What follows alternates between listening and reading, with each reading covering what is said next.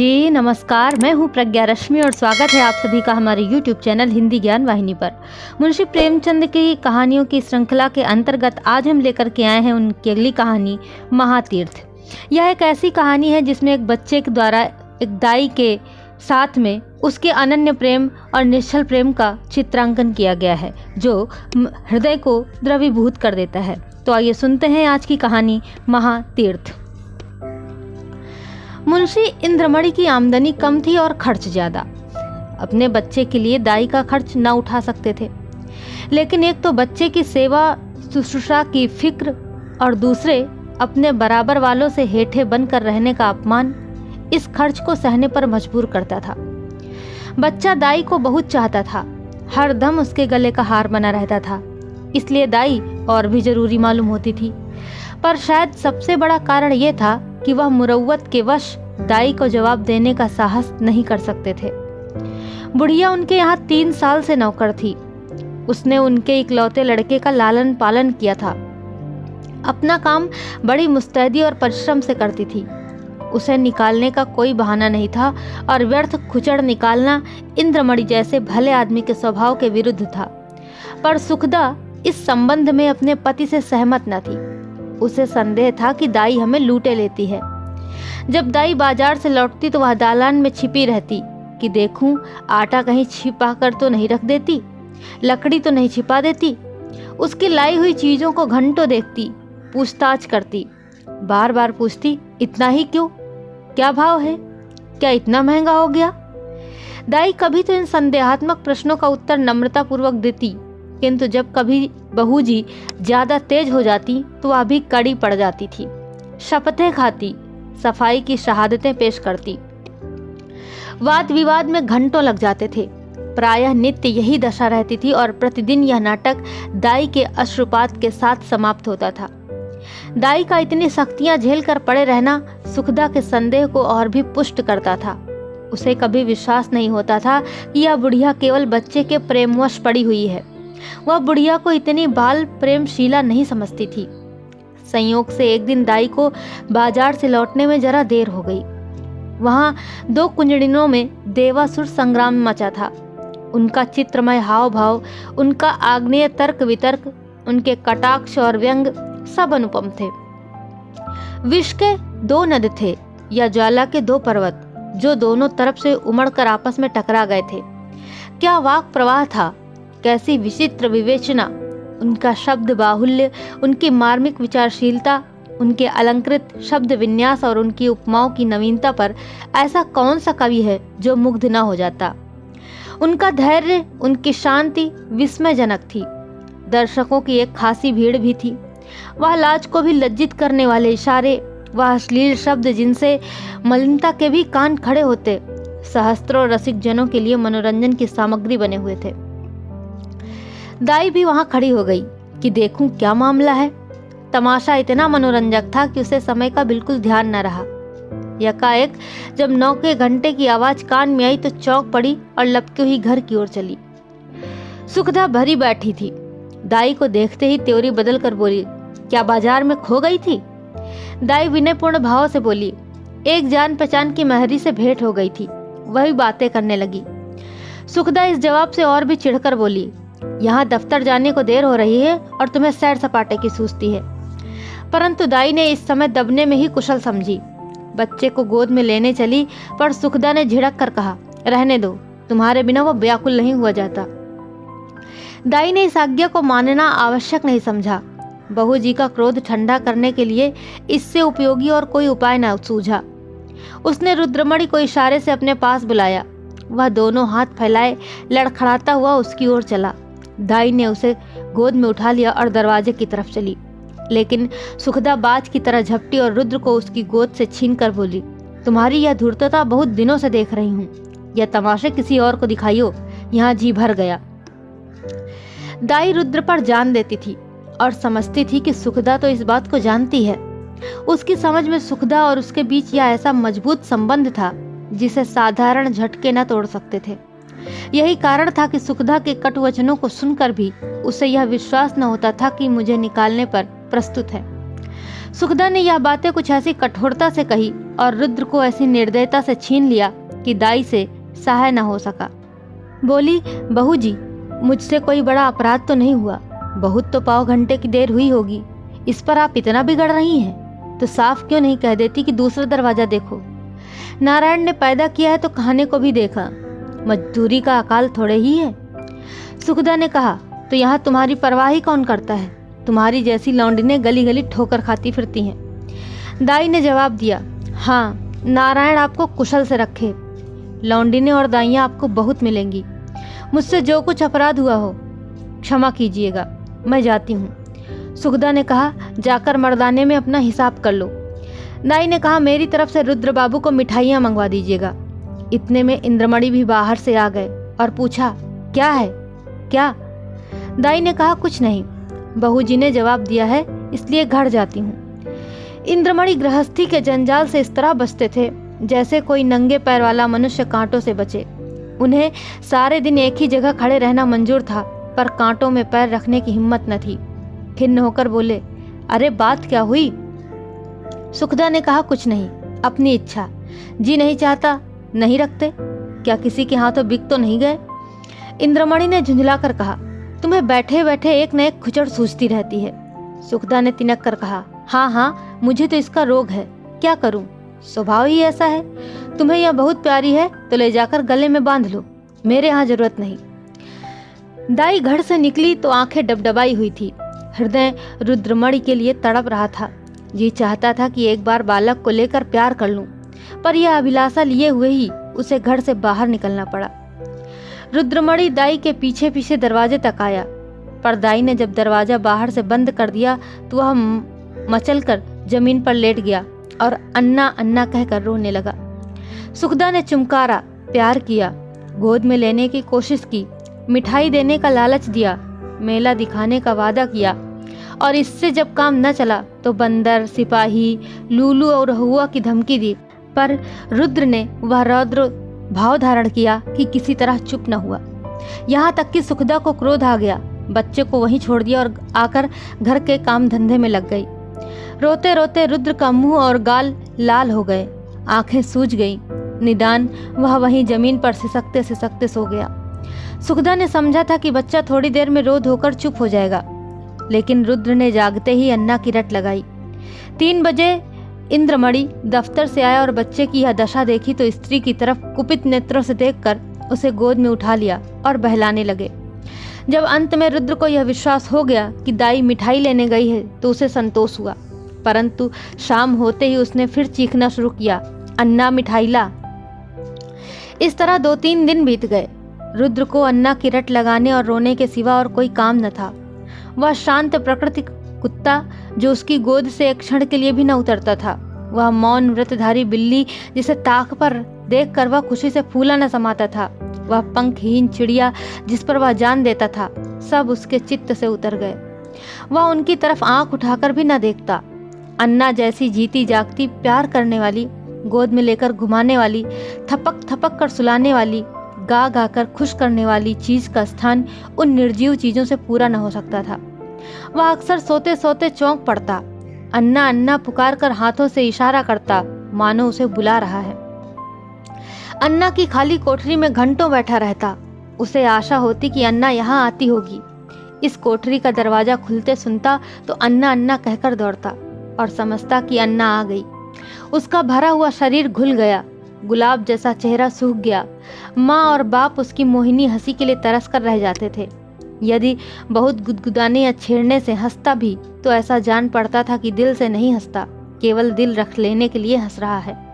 उसे अब दूध से प्रेम न था, न मिश्री से, न मेवे से, न मीठे बिस्कुट से, न ताजी इमरती से। उनमें मजा तब था जब अन्ना अपने हाथों से खिलाती थी। अब उनमें मजा नहीं था। 2 साल का लहलहाता हुआ सुंदर पौधा मुरझा गया। वह बालक जिसे गोद में उठाते ही नरमी, गर्मी और भारीपन का अनुभव होता था, वह सूख कर अब कांटा हो गया। सुखदा अपने बच्चे की यह दशा देख देख कर भीतर ही भीतर कुड़ती और अपनी मूर्खता पर पछताती। इंद्रमणि जो शांतिप्रिय आदमी थे, अब बालक को गोद से अलग न करते थे। उसे रोज साथ हवा खिलाने ले जाते थे, नित्य नए खिलौने लाते थे, पर मुरझाया हुआ पौधा किसी तरह भी न पनपता था। दाई उसके लिए संसार की सूर्य थी। उस स्वाभाविक गर्मी और प्रकाश से वंचित रहकर हरियाली को बाहर कैसे दिखाता। दाई के बिना उसे अब चारों ओर सन्नाटा दिखाई देता था। दूसरी अन्ना तीसरे ही दिन रख ली गई थी, पर रुद्र उसकी सूरत देखते ही मुंह छुपा लेता था, मानो वह कोई डायन या चुड़ैल हो। प्रत्यक्ष रूप में दाई को न देखकर रुद्र अब उसकी कल्पना में मग्न रहता। वहां उसकी अन्ना चलती फिरती दिखाई देती थी। उसकी वह गोद थी, वही स्नेह, वही प्यारी प्यारी बातें, वही प्यारे गाने, वही मजेदार मिठाइयाँ, वही सुहावना संसार, वही आनंदमय जीवन। अकेले बैठकर कल्पित अन्ना से बातें करता। अन्ना कुत्ता भूखे, अन्ना गाय दूध देती, अन्ना उजला उजला घोड़ा दौड़े। सवेरा होते ही लोटा लेकर दाई की कोठरी में जाता और कहता, अन्ना पानी। दूध का गिलास लेकर उसकी कोठरी में रखाता और कहता, अन्ना दूध पिला। अपनी चारपाई पर तकिया रखकर चादर से ढांक देता और कहता, अन्ना सोती है। सुखदा जब खाने बैठती तो कटोरे उठा उठाकर अन्ना की कोठरी में ले जाता और कहता, अन्ना खाएगी। अन्ना अब उसके लिए एक स्वर्ग की वस्तु थी, जिसके लौटने की अब उसे बिल्कुल आशा न थी। रुद्र के स्वभाव में धीरे धीरे बालकों की चपलता और सजीवता की जगह एक निराशाजनक धैर्य, एक आनंद विहीन शिथिलता दिखाई देने लगी। इस तरह 3 हफ्ते गुजर गए। बरसात का मौसम था, कभी बेचैन करने वाली गर्मी, कभी हवा के ठंडे झोंके, बुखार और जुकाम का जोर था। रुद्र की दुर्बलता इस ऋतु परिवर्तन को बर्दाश्त न कर सकी। सुखदा उसे फलालैन का कुर्ता पहनाए रखती थी, उसे पानी के पास नहीं जाने देती, नंगे पैर एक कदम भी नहीं चलने देती। पर सर्दी लग ही गई। रुद्र को खांसी और बुखार आने लगा। प्रभात का समय था। रुद्र चारपाई पर आंख बंद किए पड़ा था। डॉक्टरों का इलाज निष्फल हुआ। सुखदा चारपाई पर बैठी उसकी छाती में तेल की मालिश कर रही थी और इंद्रमणि विषाद की मूर्ति बने हुए करुणापूर्ण आंखों से बच्चे को देख रहे थे। इधर सुखदा से बहुत कम बोलते थे। उन्हें उससे एक तरह की घृणा सी हो गई थी। वह रुद्र की बीमारी का एकमात्र कारण उसी को समझते थे। वह उनकी दृष्टि में बहुत नीच स्वभाव की स्त्री थी। सुखदा ने डरते डरते कहा, आज बड़े हकीम साहब को बुला लेते, शायद उनकी दवा से फायदा हो। इंद्रमणि ने काली घटाओं की ओर देखकर रुखाई से जवाब दिया, बड़े हकीम नहीं, यदि स्वयं धन्वंतरी भी उतर आवे तो भी उसे कोई फायदा न होगा। सुखदा ने कहा, तो क्या आप किसी की दवा न होगी? इंद्रमणि ने कहा, बस इसकी एक ही दवा है और अलभ्य है। सुखदा ने कहा, तुम्हें तो बस वही धुन सवार है, क्या बुढ़िया आकर अमृत पिला देगी? इंद्रमणि ने कहा, वह तुम्हारे लिए चाहे विष हो, पर लड़के के लिए अमृत ही होगी। सुखदा ने कहा, मैं नहीं समझती कि ईश्वरेच्छा उसके अधीन है। इंद्रमणि ने कहा, यदि नहीं समझती हो और अब तक नहीं समझी तो रोगी और बच्चे से हाथ धोना पड़ेगा। सुखदा ने कहा, चुप भी रहो, क्या अशुभ मुंह से निकालते हो? यदि ऐसी ही जली कटी सुनानी है तो बाहर चले जाओ। इंद्रमणि ने कहा, मैं तो जाता हूँ, पर याद रखो ये हत्या तुम्हारी ही गर्दन पर होगी। यदि लड़के को तंदुरुस्त देखना चाहती हो तो उसी दाई के पास जाओ, उससे विनती और प्रार्थना करो, क्षमा मांगो, तुम्हारे बच्चे की जान उसी की दया के अधीन है। सुखदा ने कुछ उत्तर नहीं दिया, उसकी आंखों से आंसू जारी थे। इंद्रमणि ने पूछा, क्या मर्जी है, जाऊं, उसे बुला लाऊं? सुखदा ने कहा, तुम क्यों जाओगे, मैं आप ही चली जाऊंगी। इंद्रमणि ने कहा, नहीं नहीं, क्षमा करो, मुझे तुम्हारे ऊपर विश्वास नहीं है। ना जाने तुम्हारे जबान से क्या निकल पड़े कि जो वह आती भी हो तो ना आवे। सुखदा ने पति की ओर फिर तिरस्कार की दृष्टि से देखा और बोली, हाँ और क्या, मुझे अपने बच्चे की बीमारी का शोक थोड़े ही है। मैंने लाज के मारे तुमसे कहा नहीं, पर मेरे हृदय में यह बात बार बार उठी है। यदि मुझे दाई के मकान का पता मालूम होता तो मैं कब की उसे मना लाई होती। वह मुझसे कितनी ही नाराज हो, पर रुद्र से उसे प्रेम था। मैं आज ही उसके पास जाऊंगी। तुम विनती करने को कहते हो, मैं उसके पैरों पड़ने के लिए तैयार हूँ। उसके पैरों को आंसुओं से भिगोऊंगी और जिस तरह राजी होगी राजी करूंगी। सुखदा ने बहुत धैर्य धरकर यह बातें कहीं, परंतु उमड़े हुए आंसू न रुक सके। इंद्रमणि ने स्त्री की ओर सहानुभूतिपूर्वक देखा और लज्जित होकर बोले, मैं तुम्हारा जाना उचित नहीं समझता, मैं खुद ही जाता हूँ। कैलाशी संसार में अकेली थी। किसी समय उसका परिवार गुलाब की तरह फूला हुआ था। परंतु धीरे धीरे उसकी सब पत्तियां गिर गईं। अब उसकी सब हरियाली नष्ट भ्रष्ट हो गई और अब वही एक सूखी हुई टहनी उस हरे भरे पेड़ की चिन्ह रह गई थी। परंतु रुद्र को पाकर इस सूखी हुई टहनी में जान पड़ गई थी। इसमें हरी भरी पत्तियां निकल आई थीं। वह जीवन जो अब तक नीरस और शुष्क था, अब सरस और सजीव हो गया था। अंधेरे जंगल में भटके हुए पथिक को प्रकाश की झलक आने लगी। अब उसका जीवन निरर्थक नहीं बल्कि सार्थक हो गया था। कैलासी रुद्र की भोली भोली बातों पर निछावर हो गई। वह अपना स्नेह सुखदा से छिपाती थी, इसलिए कि माँ के हृदय में द्वेष न हो। वह रुद्र के लिए माँ से छिपकर मिठाइयाँ लाती और उसे खिलाकर प्रसन्न होती। वह दिन में 2-3 बार उसे उबटन मलती कि बच्चा खूब पुष्ट हो। वह दूसरों के सामने उसे कोई चीज नहीं खिलाती कि उसे नजर लग जाएगी। सदा वह दूसरों से बच्चे के अल्पाहार कर रोना रोया करती। उसे बुरी नजर से बचाने के लिए ताबीज और गंडे लाती रहती। यह उसका विशुद्ध प्रेम था, उसमें स्वार्थ की गंध भी न थी। इस घर से निकलकर आज कैलासी की वही दशा थी जो थिएटर में एकाएक बिजली लैंपों के बुझ जाने से दर्शकों की होती है। उसके सामने वही सूरत नाच रही थी, कानों में वही प्यारी प्यारी बातें गूंज रही थीं। उसे अपना घर काटे खाता था। उस काल कोठरी में दम घुटा जाता था। रात ज्यों त्यों कटी। सुबह को वह घर में झाड़ू लगा रही थी। बाहर ताजे हलवे की आवाज़ सुनकर बड़ी फुर्ती से घर से बाहर निकल आई। तब याद आ गया, आज हलवा कौन खाएगा, आज गोद में बैठकर कौन चहकेगा। वह मधुर गान सुनने के लिए जो हलवा खाते समय रुद्र की आंखों से, होठों से और शरीर के एक एक अंग से बरसता। कैलासी का हृदय तड़प गया। वह व्याकुल होकर घर से बाहर निकली कि चलो रुद्र को देख आऊं, पर आधे रास्ते से लौट गई। रुद्र कैलासी के ध्यान से एक क्षण भर के लिए भी नहीं उतरता था। वह सोते सोते चौंक पड़ती। जान पड़ता रुद्र डंडे का घोड़ा दबाए चला आता है।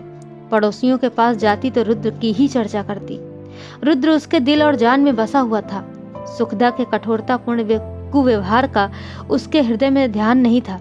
वह रोज इरादा करती थी कि आज रुद्र को देखने चलूंगी। उसके लिए बाजार से मिठाइयाँ और खिलौने लाती। घर से चलती किंतु रास्ते से लौट आती। कभी 2-4 कदम से आगे नहीं बढ़ा जाता। कौन मुंह लेकर जाऊं? जो प्रेम को धूर्तता समझता हो उसे कौन सा मुंह दिखाऊं? कभी सोचती, यदि रुद्र मुझे ना पहचाने तो बच्चों के प्रेम का ठिकाना ही क्या, नई दाई से हिल मिल गया होगा। यह ख्याल उसके पैरों पर जंजीर का काम कर जाता था। इस तरह 2 हफ्ते बीत गए। कैलासी का जी उछता रहता, जैसे उसे कोई लंबी यात्रा करनी हो। घर की चीजें जहां की तहां पड़ी रहती। न खाने की सुधि थी न कपड़े की। रात दिन रुद्र ही के ध्यान में डूबी रहती थी। संयोग से इन्हीं दिनों बद्रीनाथ की यात्रा का समय आ गया। मोहल्ले के कुछ लोग यात्रा की तैयारियां करने लगे। कैलासी की दशा इस समय उस पालतू चिड़िया की सी थी जो पिंजड़े से निकलकर फिर किसी कोने की खोज में हो। उसे विस्मृति का यह अच्छा अवसर मिल गया। वह यात्रा के लिए तैयार हो गई। आसमान पर काली घटाएं छाई हुई थी और हल्की फुल्की फुहारें पड़ रही थीं। दिल्ली स्टेशन पर यात्रियों की भीड़ थी। कुछ गाड़ियों पर बैठे थे, कुछ अपने घर वालों से विदा हो रहे थे। चारों तरफ एक हलचल सी मची थी। संसार माया आज भी उन्हें जकड़े हुए था। कोई स्त्री को सावधान कर रहा था कि धान कट जावे तो तालाब वाले खेत में मटर बो देना और बाग के पास गेहूं। कोई अपने जवान लड़के को समझा रहा था कि असामियों पर बकाया लगान की नालिश में देर न करना और 2 रुपए सैकड़ा सूद जरूर काट लेना। एक बूढ़े व्यापारी महाशय अपने मुनीम से कह रहे थे कि माल आने में देर हो तो खुद चले जाइएगा और चलतू माल लीजिएगा, नहीं तो रुपया फंस जाएगा। पर कोई कोई ऐसे श्रद्धालु मनुष्य भी थे जो धर्ममग्न दिखाई देते थे। वे या तो चुपचाप आसमान की ओर निहार रहे थे या माला फेरने में तल्लीन थे। कैलासी भी एक गाड़ी में बैठी सोच रही थी, इन भले आदमियों को अब भी संसार की चिंता नहीं छोड़ती। वही बनिज व्यापार, लेन देन की चर्चा। रुद्र इस समय यहाँ होता तो बहुत रोता, मेरी गोद से कभी न उतरता। लौटकर उसे अवश्य देखने जाऊंगी। या ईश्वर, किसी तरह गाड़ी चले। गर्मी के मारे जी व्याकुल हो रहा है। इतनी घटा उमड़ी हुई है किंतु बरसने का नाम नहीं लेती। मालूम नहीं यह रेलवे वाले क्यों देर कर रहे हैं। झूठ मूठ इधर उधर दौड़ाते फिरते हैं, या नहीं कि झटपट गाड़ी खोल दें, यात्रियों की जान में जान है। एकाएक उसने इंद्रमणि को बाइसिकल लिए प्लेटफॉर्म पर आते देखा। उसका चेहरा उतरा हुआ और कपड़े पसीने से तर थे। वह गाड़ियों में झांकने लगे। कैलासी केवल यह जताने के लिए कि मैं भी यात्रा करने जा रही हूँ गाड़ी से बाहर निकल आई और इंद्रमणि उसे देखते ही लपक कर करीब आ गए और बोले, क्यों कैलासी, तुम भी यात्रा को चली? कैलासी ने सगर्व दीनता से उत्तर दिया, हाँ, यहाँ क्या करूँ, जिंदगी का कोई ठिकाना नहीं, मालूम नहीं कब आंखें बंद हो जाएं। परमात्मा के यहाँ मुंह दिखाने का भी तो कोई उपाय होना चाहिए।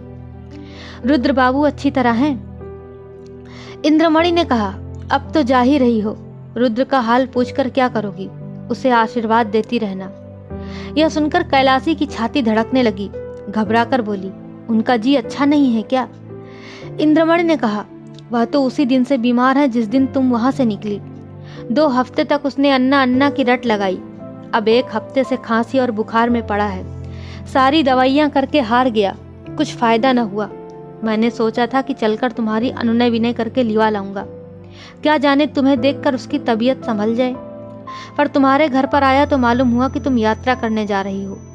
अब किस मुंह से चलने को कहूँ? तुम्हारे साथ सलूक ही कौन सा अच्छा किया था जो इतना साहस करूं? फिर पुण्य कार्य में विघ्न डालने का भी डर है। जाओ, उसका ईश्वर मालिक है। आयु शेष है तो बच ही जाएगा, अन्यथा ईश्वर गति में किसी का क्या वश। यह सुनते ही कैलासी की आंखों के सामने अंधेरा छा गया। सामने की चीजें तैरती हुई मालूम होने लगी। हृदय भावी अशुभ की आशंका से दहल गया।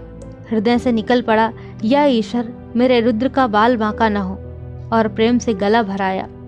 विचार किया कि मैं कैसी कठोर हृदया हूँ। प्यारा बच्चा रो रोकर हलाकान हो गया और मैं उसे देखने तक नहीं गई। सुखदा का स्वभाव अच्छा नहीं ना सही, किंतु रुद्र ने मेरा क्या बिगाड़ा था कि मैंने माँ का बदला बेटे से लिया। हे ईश्वर, मेरा अपराध क्षमा करो। प्यारा रुद्र मेरे लिए हुड़क रहा है। इस ख्याल से कैलासी का कलेजा मसोस उठा और उसकी आंखों से आंसू बह निकले। बोली, मुझे क्या मालूम था कि उसे मुझसे इतना प्रेम है। नहीं मालूम बच्चे की क्या दशा है। भयातुर होकर बोली, दूध तो पीते हैं ना? इंद्रमणि ने कहा, तुम दूध पीने को कहती हो? उसने 2 दिन से आंखें तक नहीं खोली। कैलासी ने कहा, या मेरे परमात्मा, अरे कुली कुली, बेटा आकर मेरा सामान गाड़ी से उतार दे। अब मुझे तीर्थ जाना नहीं सूझता। हाँ बेटा, जल्दी कर। बाबूजी देखो, कोई एक्का हो तो ठीक कर लो। एक्का रवाना हुआ। सामने सड़क पर बग्घियां खड़ी थीं। घोड़ा धीरे धीरे चल रहा था।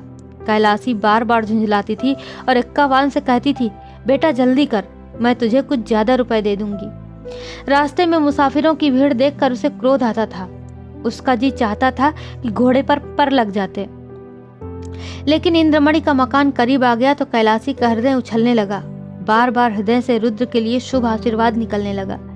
ईश्वर करे सब कुशल मंगल हो। एक्का इंद्रमणि की गली की ओर मुड़ा। अकस्मात कैलासी के कान में रोने की ध्वनि पड़ी तो उसका कलेजा मुंह को आ गया। सिर में चक्कर आ गया। मालूम हुआ नदी में डूबी जाती हूँ। जी चाहा कि एक्के पर से कूद पड़ूं, पर थोड़ी ही देर में मालूम हुआ कि कोई स्त्री मैके से विदा हो रही है तो संतोष हुआ। अंत में इंद्रमणि का मकान आ पहुंचा।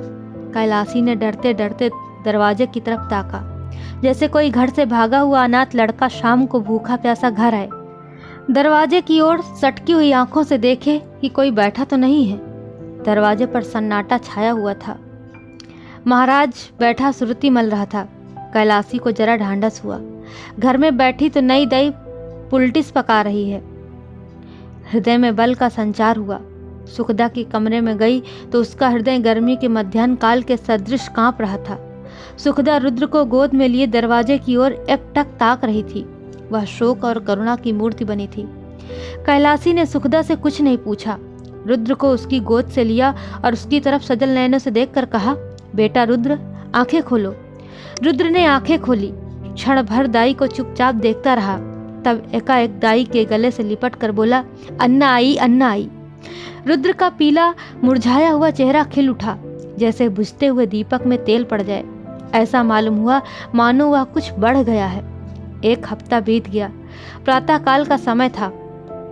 रुद्र आंगन में खेल रहा था। इंद्रमणि ने बाहर से आकर उसे गोद में उठा लिया और प्यार से बोले, तुम्हारी अन्ना को मारकर भगा दें? रुद्र ने मुंह बनाकर कहा, नहीं नहीं, अन्ना रोएगी। कैलासी बोली, तुमने तो मुझे बद्रीनाथ नहीं जाने दिया, क्यों बेटा? मेरी यात्रा का पुण्यफल कौन देगा? इंद्रमणि ने मुस्कुराकर कहा, तुम्हें उससे कहीं अधिक पुण्य हो गया। यह तीर्थ महातीर्थ है। तो निश्चल प्रेम की यह कहानी यहीं पर समाप्त होती है। आशा करते हैं आपको जरूर अच्छी लगी होगी। ऐसी ही कहानियों को सुनने के लिए आप हमारे चैनल के साथ जुड़े रहिए। आपका बहुत बहुत धन्यवाद। नमस्कार।